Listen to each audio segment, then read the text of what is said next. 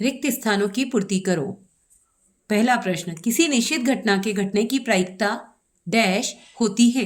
तो हम जानते कोई भी घटना हो उसके घटने की प्रायिकता हमेशा 1 होती है।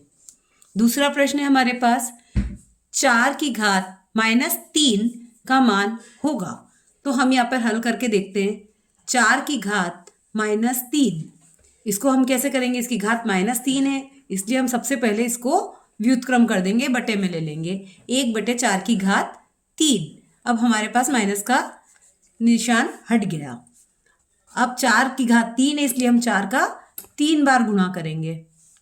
4 चौक 16, 16 चौक 64। तो हमारा आंसर होगा 1/64। तीसरा प्रश्न, वर्ग एक ऐसा आयत है जिसकी सभी भुजाएं, तो वर्ग हम जानते हैं जिसकी सभी भुजाएं कैसी होती है? समान या बराबर होती हैं। वर्ग चारों भुजाएं समान होती है। समकोण का मान 90 डिग्री होता है। 48/15 का मानक रूप है। प्रश्न नंबर 5वां, 48/15 का मानक रूप। मानक रूप में हमें क्या करना होता है?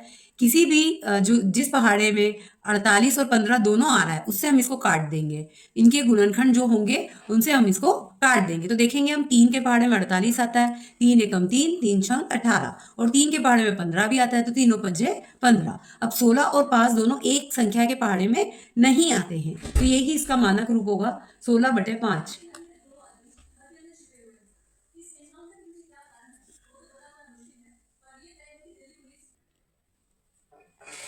48/15 का मानक रूप क्या होगा? तो 48/15 को जब हम देखेंगे तो 3 की टेबल से कटेगा।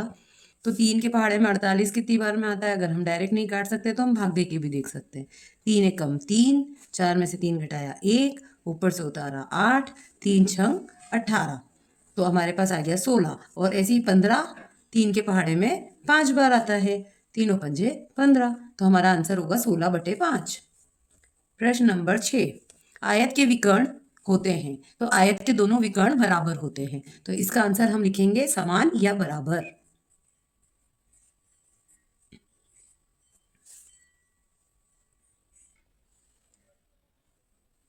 घन का आयतन होता है, तो घन के आयतन का सूत्र होता है हमारा भुजा की घात 3, भुजा गुणित भुजा गुणित भुजा। 70 डिग्री का संपूरक कोण होगा, तो 70 डिग्री के संपूरक कोण के लिए हम इसको 180 डिग्री में से माइनस कर देंगे 70 को, तो वो आएगा 110 डिग्री। इसका आंसर होगा हमारा 110 डिग्री।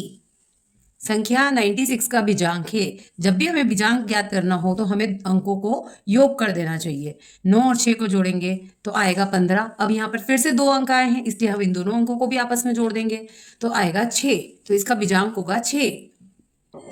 विषम प्राकृतिक संख्याओं के घन, जब भी हम विषम प्राकृतिक संख्याओं की बात कर रहे हैं और उनके घन की बात कर रहे हैं, तो यदि हम जैसे कोई सी भी संख्या उदाहरण के रूप में लेते हैं 1 का घन, तो 1 गुणित 1 गुणित 1, मतलब आंसर आएगा 1। या 3 का घन, तो 3 गुणित 3 गुणित 3, तो आंसर आएगा 27। तो हम देखें तो ये भी एक विषम संख्या है, ये भी एक विषम संख्या है, इसलिए विषम प्राकृतिक संख्याओं के घन भी कैसे होंगे? विषम होंगे। जिस त्रिभुज की कोई भी 2 भुजाएं बराबर हो उसे कौन सा त्रिभुज कहते हैं? तो उसे हम कहते हैं समद्विबाहु त्रिभुज। क्यों कहते हैं हम समद्विबाहु? सम मतलब समान, द्वि मतलब 2, और बाहु मतलब भुजाएं।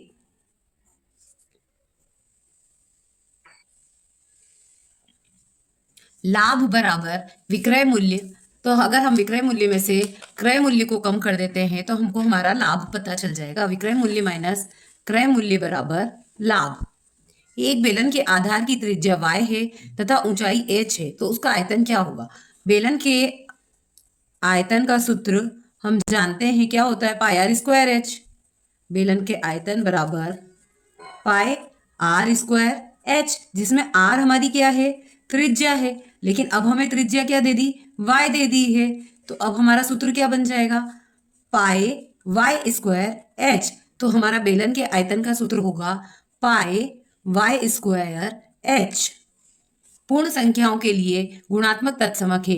गुणात्मक तत्समक वो होता है कि जिनको आपस में गुणा करें तो आंसर 1 आ जाए।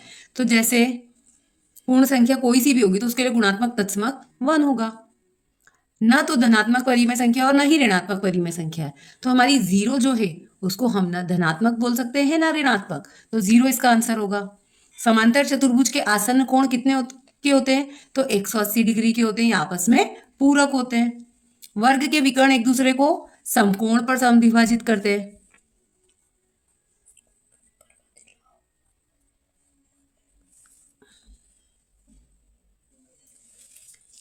ऋणात्मक संख्याओं के वर्ग सदैव होते हैं, तो ऋणात्मक वर्ग संख्याएं जो होती हैं उनके वर्ग भी जब हम करते हैं तो वो धनात्मक ही आते हैं, क्योंकि अगर हम 2 बार माइनस का गुणा करते हैं तो वह प्लस बन जाता है, तो धनात्मक आएगा। वर्गमूल वर्ग की व्युत्क्रम संक्रिया है। व्युत्क्रम मतलब उल्टी।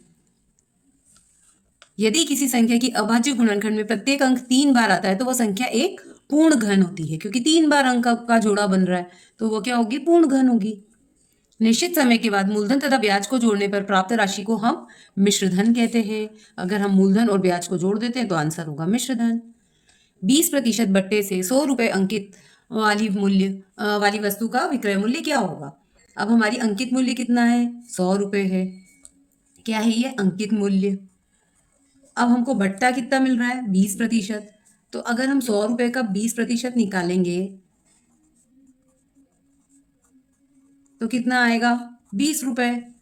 इसको हम 100 में से माइनस कर देंगे तो हमारा कीमत कितनी हो गई? विक्रय मूल्य क्या हो गया? 80 रुपए। तो इसका आंसर आएगा हमारा 80 रुपए।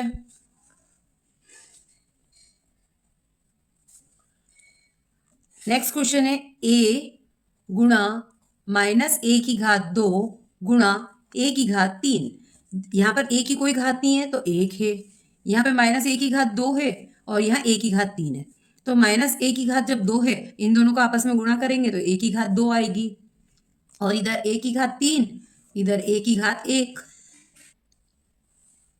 हम जानते हैं कि गुणा में घातें जुड़ती है, तो a⁻1 + 2 + 3, तो हमारी a⁻6 हो गई 6। तो इसका उत्तर हमारा आया है a⁻6।